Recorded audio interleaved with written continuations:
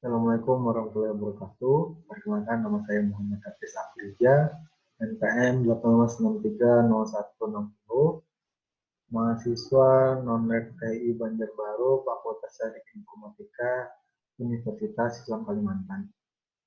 Di sini saya ingin menjelaskan tentang dua materi. Yang pertama itu adalah tentang evaluasi MK, dan yang kedua itu adalah teknik evaluasi. Jadi untuk evaluasi MK sendiri, pendahuluannya itu adanya perdebatan tentang penilaian sebuah tampilan. Yang kedua itu ada yang mengatakan bagus, sedang maupun jelek. Terus ada juga adanya asumsi bahwa selama suatu software dapat digunakan maka itu sudah bagus.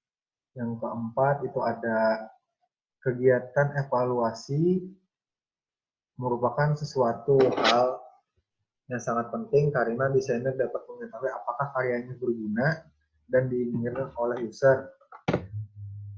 Kemudian yang terakhir itu evaluasi sendiri adalah sebuah proses secara sistematis mengumpulkan data yang menginformasikan kepada kita tentang pendapat seseorang atau kelompok mengenai pengalaman menggunakan produk untuk sebuah tugas tertentu. Jadi di sini itu adalah sebagai bahan evaluasi proyek yang kita buat dan juga kita konsultasikan kepada pihak yang menggunakan apakah ini sudah dikategorikan bagus, sedang maupun jelek. Nah, mengapa dan kapan evaluasi ini dibutuhkan? Jadi yang pertama itu adalah terkait desain. Jadi desain ini apakah sudah pasti bagus atau mungkin ada revisi-revisi lagi. Yang kedua itu evaluasi dibutuhkan untuk memeriksa apakah user dapat menggunakan produk tersebut dan menyukainya. Jadi si pengguna itu apakah sudah dapat mampu menjalankan proyek ini atau belum. Jadi itu kita tanyakan kembali kepada pengguna. Yang ketiga itu adalah kepuasan pengguna terhadap sebuah produk yang bisa dilakukan melalui kuesioner atau interview secara langsung. Dan kapan sih evaluasi ini dilakukan? Jadi yang pertama itu selama proses pembuatan produk itu sesuai dengan yang maunya si user pengguna. Kemudian saat produk tersebut telah dipasarkan, jika ada kekurangan atau perubahan kebutuhan user, maka itu bisa di-upgrade lagi atau dibuat kekurangan-kekurangan dari si user tadi. Jadi evaluasi ini itu dapat dilakukan melalui riset pasar, baik melalui perorangan ataupun sekelompok user. Jadi paradigma evaluasi sendiri itu terbagi menjadi 4 kategori. Yang pertama itu ada quick and dirty evaluation, yang kedua itu ada field studies, yang ketiga ada usability testing, dan yang terakhir itu ada predictive evaluation. Jadi di sini saya akan bahas satu persatu mengenai paradigma. Jadi yang pertama itu tentang quick and dirty evaluation. Jadi quick and dirty evaluation sendiri itu adalah umpan balik berupa keinginan dan yang disukai dari user atau konsultan yang disampaikan secara informal kepada desainer tentang produk yang dibuatnya. Jadi yang kedua itu evaluasi ini dapat dilakukan pada semua tahapan pembuatan produk dan penekanannya pada masukan yang cepat atau singkat mungkin daripada temuan rekomendasikan secara hati-hati. Jadi quick and dirty ini adalah evaluasi yang dilakukan secara singkat, baik itu melalui Zoom ini sendiri ataupun video call yang tanpa harus bertatap muka langsung, sehingga evaluasi ini dilakukan secara cepat. Kemudian itu yang kedua ada tentang usability testing. Jadi evaluasi ini cukup dominan digunakan pada tahun 1980-an. Kemudian pengukuran kinerja user dalam mempersiapkan tugasnya secara hati-hati dari posisi inilah maka dibuatkan desain sistemnya. Kemudian cara yang umum digunakan untuk umum sistem ini ada dua cara. Yang pertama ada melihat secara langsung, yang kedua itu merekamnya dalam video. Jadi cara ini bisa kita tunjukkan langsung kepada user, kemudian kita buat semacam video dan kita kirimkan melalui WA ataupun sosial media lainnya. Evaluasi ini juga menggunakan kuesioner dan wawancara kepada user tentang kepuasannya. Jadi setelah kita sampaikan tentang project ini kita tanyakan secara langsung kepada si pemakai apakah sudah puas atau mungkin ada kurang-kurangan lagi. Kemudian ada juga field studies. Ini berbeda dengan usability testing. Evaluasi ini dilakukan di lingkungan asli di mana user bekerja. Hal ini bertujuan untuk meningkatkan pemahaman tentang user, tentang kerja user secara alami dan bagaimana teknologi tersebut berdampak padanya. Jadi evaluasi ini dapat digunakan untuk membantu mengidentifikasi kesempatan sebuah teknologi baru, menentukan kebutuhan-kebutuhan untuk melakukan desain memfasilitasi mengenai sebuah teknologi, dan juga evaluasi teknologi itu sendiri. Jadi tekniknya bisa berupa interview atau wawancara langsung kepada user, atau bisa juga melalui observasi. Jadi kita mengamati kekurangan-kekurangan dari proyek itu sendiri. Yang hal ini hanya dapat dilakukan oleh desainernya. Kemudian ada participatory. Jadi user ini kita libatkan dalam pembuatan sebuah desainnya. Dan terakhir itu ada etnografi atau penilaian berdasarkan budaya.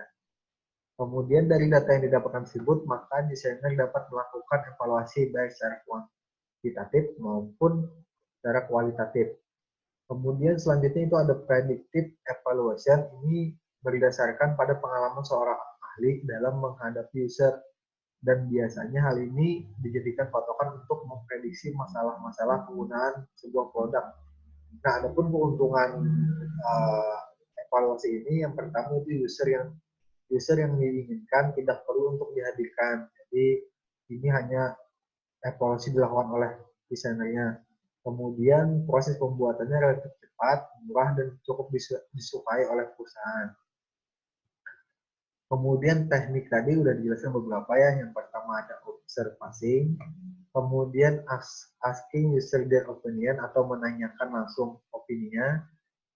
Kemudian testing user performance, ini adalah skill yang dimiliki oleh si user pengguna.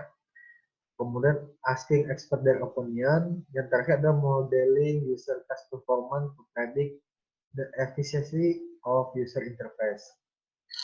Nah, ini adalah contoh evaluasi. Jadi bisa dilihat di sini ada skala ya. Jadi skala 1 sampai skala 5 untuk evaluatornya. Jadi untuk skala ini biasanya dimulai dari 4 hingga 7. Ukuran skala 4 itu berarti 1 sangat buruk, yang kedua itu buruk, yang ketiga itu bagus, dan keempat itu sangat bagus. Nah, dalam kategori ini ada 5, berarti yang pertama itu sangat buruk, yang kedua itu buruk, yang ketiga itu netral, yang keempat itu bagus, yang kelima itu sangat bagus. Jadi nilai-nilai masing-masing dari kriteria ini dijumlahkan. Ketika mendapat jumlah, lalu kita cari angka rata-ratanya. Di sini misalkan untuk layout itu ada 1 sampai 5. Nah, setelah kita yang pertama itu dari evaluatornya itu evaluator 1, 2, 3, 4, 5 itu sudah mengeluarkan penilaian, itu kita bikin rata-ratanya. Jadi dari 5, 4, 4, 3, 4 itu kita bikin rata-rata. Jadi untuk rata-rata penilaian layoutnya itu adalah 4. Di sini adalah contoh pertama. Dan itu berlaku juga pada kriteria lainnya. Nah, kemudian dari semua penilaian itu kita rata-ratakan lagi sehingga mendapatkan 3,76. Jadi dari hasil tersebut maka dilihat hasil evaluasi sebuah proyek ini itu hampir mendekati bagus karena masih di angka 3, sedangkan kita bahas tadi 1 sampai 5 itu terbagi menjadi beberapa. Nah, ketika 3 sampai 4 itu masuk di kategori netral ke bagus. Itu adalah contoh evaluasi. Kemudian kita membahas tentang teknik evaluasinya. Jadi yang pertama itu evaluasi sendiri itu digunakan untuk melihat apakah hasil rancangan dengan proses uji coba sistem yang dibuat itu sudah sesuai dengan permintaan si user atau perusahaannya. Kemudian proses ini tidak dikerjakan dalam satu fase proses perencanaan, tetapi melalui perencanaan dengan prinsip life cycle.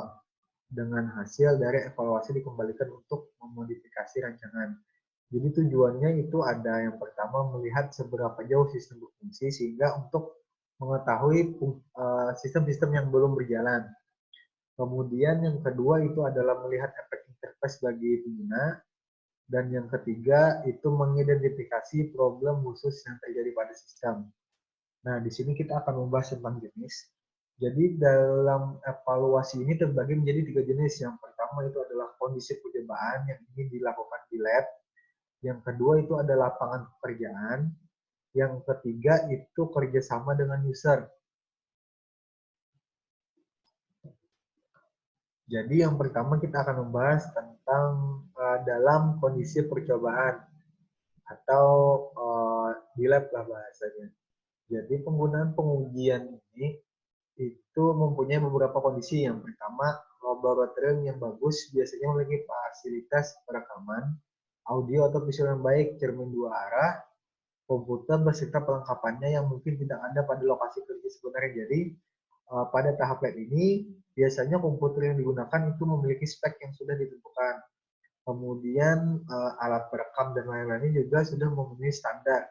Nah, biasanya komputer ini masih berbeda dengan spek yang ada di perusahaan. Mungkin lebih tinggi di lab atau bisa juga lebih tinggi di tempat lokasi pekerjaan itu. Jadi diharapkan dengan adanya evaluasi ini memudahkan untuk si user maupun desainer untuk memudahkan dalam proses evaluasinya. Jadi di lab ini juga operator bebas dari gangguan yang menghambat pekerjaan karena ini langsung dilakukan oleh si desainernya. Kemudian beberapa situasi hanya dapat dilakukan di lab seperti sistem yang akan digunakan ditempatkan pada lokasi berbahaya atau lokasi yang terkecil. Kemudian dapat memanipulasi situasi untuk memecahkan masalah dan melihat sedikit penggunaan prosedurnya.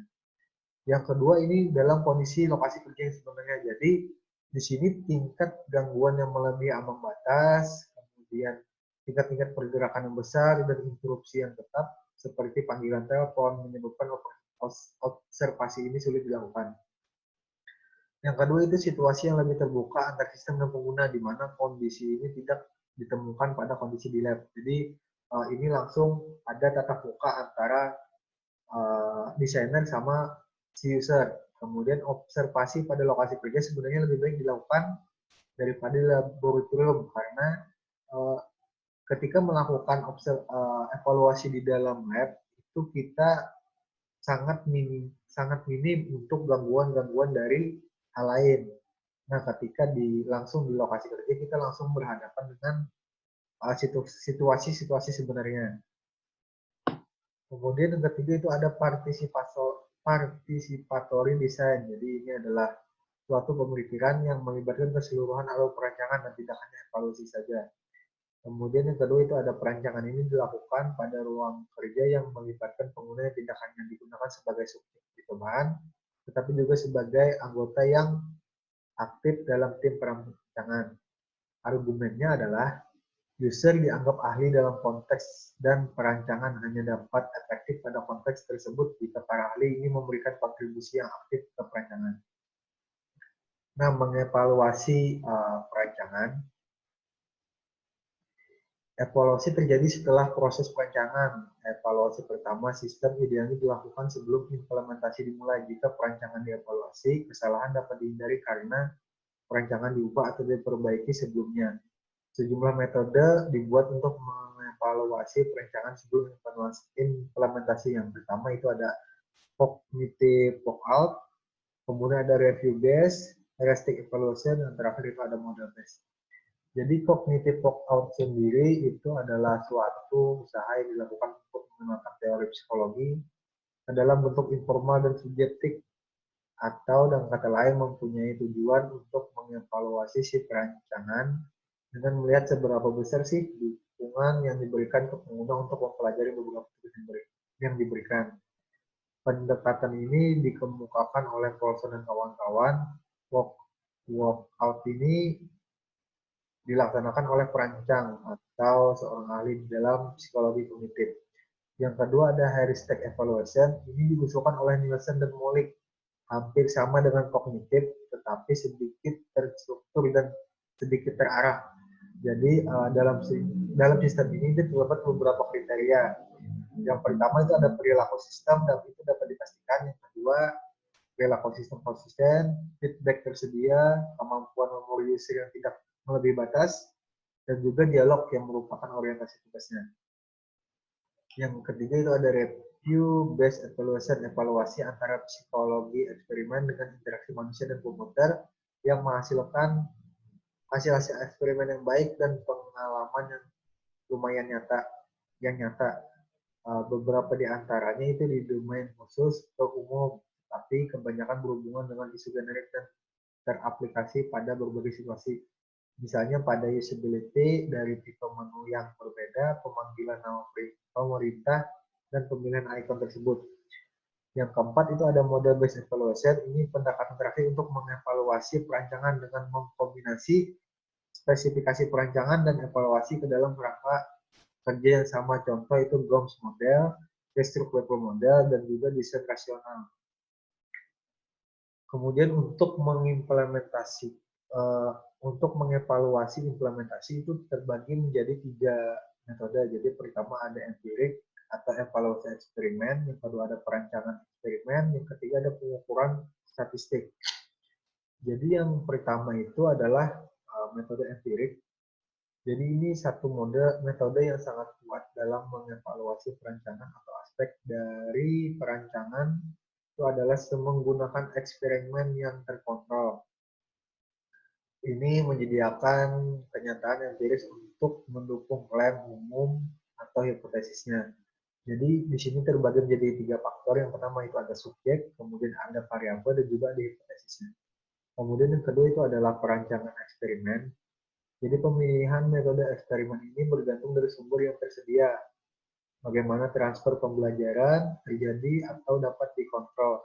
Dan perwakilan yang bagaimana dari kelompok user dipertimbangkan. Sekali kita menentukan hipotesis yang akan diuji, variabel akan dipelajari, subjek yang ada, dan perancangan yang sesuai. Kita harus menentukan hasil analisa yang bagaimana yang akan kita ambil atau disimpan. Yang ketiga itu adalah pengukuran statistik. Jadi untuk pemilihan analisis statistik ini terbagi dari beberapa variabel. Jadi yang pertama ada discrete variabel. Di sini menggunakan jumlah yang terbatas dari suatu nilai atau tingkatan. Contohnya warna layar monitor, yakni red, green, dan blue. Kemudian yang kedua itu adalah continuous variable. Ini menggunakan jumlah berapapun. Contohnya itu adalah ketinggian seseorang atau waktu yang diperlukan untuk menyelesaikan pekerjaan. Kemudian ini adalah 8 faktor yang membedakan teknik evaluasi yang berbeda yang membantu kita dalam memilih teknik yang sesuai. Yang pertama itu ada tingkat siklus, kemudian tingkat gangguan yang tidak secara langsung, kemudian tingkat objektivitas dan subjektivitas, jenis ukuran yang tersedia, informasi yang tersedia, kesiapan dari suatu respon, jenis evaluasi, dan juga sumber yang tersedia. Nah, itu adalah penjelasan tentang